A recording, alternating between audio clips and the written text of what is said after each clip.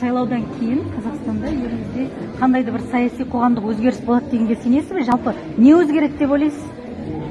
Бұл жерде шынымен мынау жалғыздық жеке мандаттық округтары арқылы сайланған егер тәуелсіз баламалар парламентқа, мәслихаттарымызға жолдары болып соған мүше болып кірсе, онда әрине күрделі өзгерістер болады деп ойлаймын. Өйткені ол жерде тек қана биліктің қуыршақтары емес, осы соңғы 20 жыл ленде алатын біздің еліміздің азаматтары шығып, шындықты шырылдатып, айғайлатып айтса, онда әрине өзгерістер орын табады.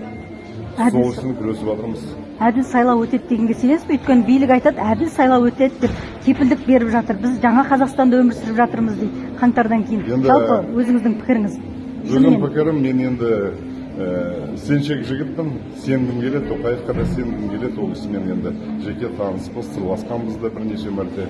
Сондықтан айтқаннан таймайды деп сенемін. Енді бүгінгі сайлаудың нәтижесі бәрін көрсетеді анық деп білемін. Айтқаны сөзі ісімен сәйкес келе ме деген сияқты. Тот судебный процесс, который был за несколько дней до выборов, как он сказался на вашем настрое? Вы знаете, я думаю, что власти тут наоборот сделали за меня прекрасную, для меня и для моих избирателей